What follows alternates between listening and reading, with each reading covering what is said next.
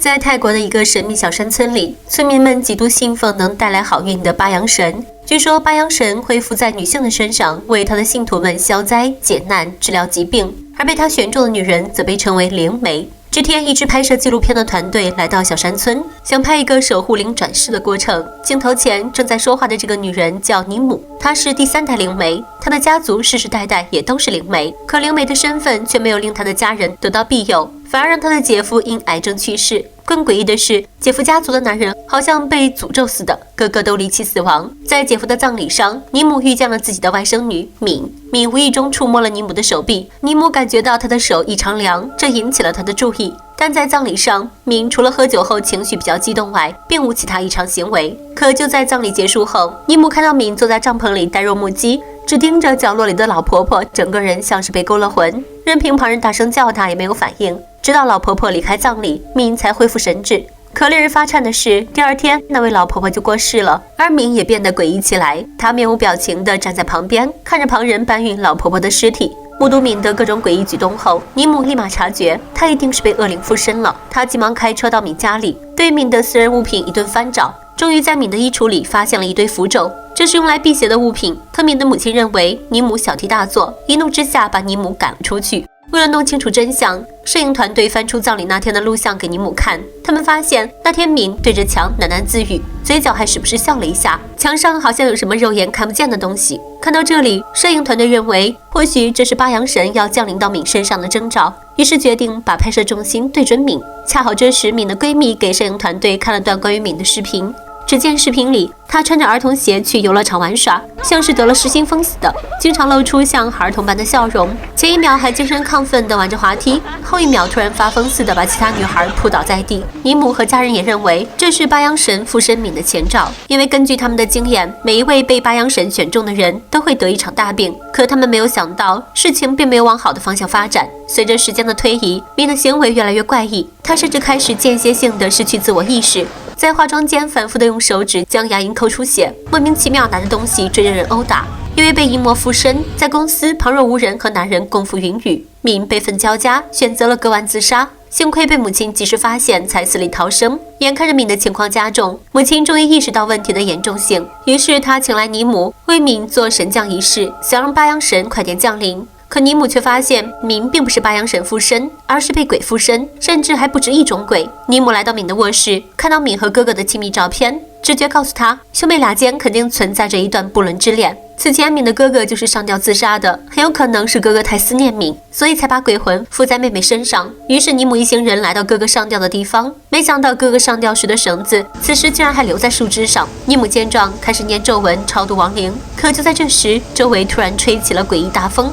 这个女人死死盯着树上的吊绳，嘴里念念有词。就在她试图与亡灵沟通时，突然间狂风大作，恶灵不断地反抗着女人，超度最终失败了。被恶灵附身的敏也不知所踪，众人几番寻找都一无所获。为了寻找敏，尼姆一行人来到敏房间，收集不属于敏的东西，结果发现了许多污秽之物。那些恶灵娃娃把所有人都吓了一跳，他们拿着这些物品来到了哥哥上吊的地方，想借助哥哥的指引找到敏。尼姆先是用鸡蛋在蜡烛上空绕一圈，紧接着他把鸡蛋打到碗里，如果鸡蛋没有变成黑色，就要继续重复这样的动作，这是一种超度行为。他们相信只要超度了敏的哥哥，敏就能回来。他们重复着打鸡蛋的动作，最后鸡蛋终于变成一滩黑水。根据指引才得知，恶灵将敏带往了他父亲生前经营的工厂废墟。敏的父亲威洛生前为了骗保，便自己一把火烧了自家的工厂，结果无数工人和动植物都在火灾中遇难。结果事后，威洛自己放火烧厂骗保的事情被发现了，导致他不久就得了癌症，1年后去世。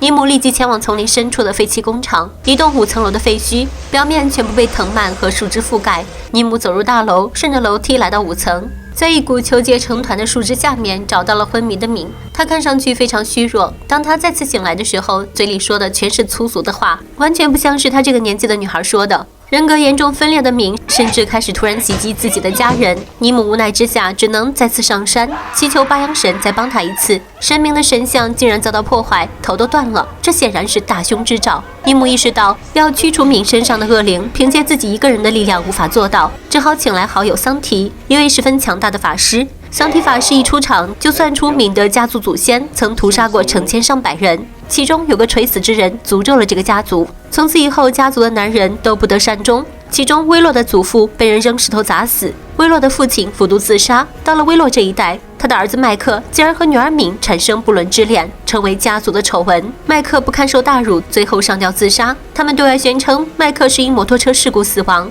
至于被诅咒的男丁之一的威洛，年纪轻轻得了癌症，确诊仅1年后便很快去世。威洛的女儿敏还是第一个发现威洛死亡的人。不仅如此，敏的小姨尼姆是第3代灵媒，但尼姆膝下无女，整个灵媒世家只有敏一个女性，敏也就理所当然成为第4代灵媒的人选。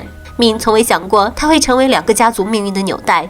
桑提法师将手放到敏的头上，双眼紧闭，感受到敏的体内有许多恶灵。父系家族的诅咒让他可以吸引恶灵，母系家族赋予他的招魂体质，让他成为这些恶灵的容器，任何鬼魂都可以进去。不仅有在这所工厂火灾中殒命的无数生物的灵，有在他母亲的狗肉馆中被杀死的狗子的灵，以及被他父亲威洛祖被杀死的无数怨灵的灵。他们聚合成为一个强大的邪灵，占据了敏这个柔弱的身体，让他如畜生般失魂落魄，冷血无情。想要驱逐恶灵，唯有在废墟大楼的5层布下层层法阵，并严格执行驱魔仪式才行。在桑提法师紧锣密鼓地筹备驱魔仪式的时候，原本打算助他一臂之力的尼姆却在家中睡觉时死去了。敏的母亲为了减轻女儿在驱魔时的痛苦，便通过法阵和女儿连接，代为受过。敏则被关在家中的一个贴满符咒的房间，吩咐弟子在门外看守，非到仪式结束不得打开门。大楼内外都布满了白线布下的法阵，在大楼第5层的地方放着一个摆满了祭品的3层祭坛。敏的母亲站在祭坛前，她头上蒙着写满符咒的法印，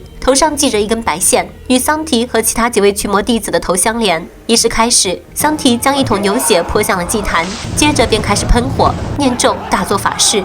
不久，被法印封住的诺伊就有了反应，他将身体中的血污一股脑地吐在了面前的坛子中。而在家中，舅舅在房间里偷偷装上摄像头，以此来观察敏的情况。透过摄像头，他们看到敏时而像只野兽一样在屋子里爬来爬去，还时不时翻着白眼，时而又像猫一样爬到桌子上排泄。他不停地做着一些匪夷所思的行为，前一秒还在拍打监控的镜头，转眼间又爬到冰箱门口。他猛地打开冰箱，像狗一样开始啃食生肉。紧接着，他来到舅舅的房间，爬到床上，躺在舅妈旁边，然后在她的肚子上比划。不一会儿，舅妈的腹部开始剧烈疼痛。第2天晚上，舅舅看见放在地上的锅，他拿起锅仔细一看，竟然是家里养的小狗的头颅，而画面中的敏竟然在吃那只毛茸茸的小狗。下一秒，正吃得津津有味的敏突然放下手里的狗肉，朝着舅舅的房间走去。他抱着舅舅的孩子朝门外走去，舅舅急忙跑回房间寻找孩子。摄影团队瞬间有种不祥的预感，这孩子怕是凶多吉少了。果然，当舅舅追出去后，竟然在草堆里发现了孩子的头。这个驱魔法师正在施法，试图赶走女孩身上的恶灵。可就在这时，舅妈突然听见房间里传来婴儿的啼哭声。舅妈随即往婴儿车一看，发现自己的孩子居然不见了，以为孩子被关在房间内，她瞬间失去了理智。在用花瓶砸晕了大师的弟子后，不顾一切闯入这扇贴着符咒的门。可她不知道的是，这其实是恶灵的障眼法，目的就是为了破坏驱魔仪式的进行。结果驱魔仪式这边，法师正在对着坛子念咒时，发现原本颤抖不已的坛子突然没了动静，便以为驱魔成功了，于是便用手捧起了坛子，结果瞬间被鬼附身向外走去。无论弟子怎么喊，法师都没有回应。此时灯光突然灭了，当再次亮起时，法师竟然开始诡异地笑了起来，摇头晃脑地胡乱说话。还没等众人反应过来，他猛地从5楼跳了下去。法师忽然领了盒饭，场面顿时失去控制，无数的恶灵在整栋大楼肆意附身。大楼外的弟子们先后被恶鬼附体，瞬间像丧尸一样相互追赶啃食，现场惨不忍睹，驱魔仪式彻底失败。而在大楼内，敏的母亲突然说自己感受到了八阳神的存在，便带领剩下的弟子继续进行驱魔仪式。他让每人点了一炷香，然后将他们收集起来，一下子颠倒着插到炉灰中。结果弟子们先后被盘踞在周围的恶灵附了身，丧失神智，抽搐不已。而毫不知情的舅妈进入了贴满符咒的房间，可她并没有看到自己的孩子。房间里从头到尾都只有敏一个人。只见敏慢慢地扭过头，发出婴儿的哭泣。下一秒，敏整个人突然扑上来，将舅妈刺死，然后开始啃食摇篮里的孩子。一顿饱餐后，敏带着所有恶灵来到了举行驱魔仪式的大楼。此刻，其他被恶灵附身的人见到敏，都胆怯地退到了一边。说明此刻明体内的恶灵一定无比强大。而天真的母亲还想要借助自己刚刚感知到的灵力来驱逐明体内的恶灵，没想到明突然叫了声妈妈。妈妈以为女儿恢复正常了，瞬间卸下防备，高兴地抱着她。可下一秒，敏突然掐着妈妈的脖子，将她一把推倒在地。紧接着，敏的四肢开始扭曲起来，面部变得更加狰狞恐怖。然后拿起汽油淋在妈妈的身上，再一把火点燃，妈妈活活烧死。在火光的照耀下，一个浑身扎满刺的鬼娃娃出现，上面写着闵家族的姓氏，恶灵成功复仇。这部电影说到底就是想要告诉大家一个很简单的道理：因果报应，善恶到头终有报，即使没有报应在你的身上，也会在你的后辈子女中替你还债。而无辜的他们，可能到最后死都不知道是什么原因。人在做天在看，凡事一定要有敬畏之心。柏拉图说过，人是一切事的尺度，是存在者之存在，不存在者之不存在的尺度。做人还是做鬼，皆在一念之间，就看你有没有把握好这个尺度。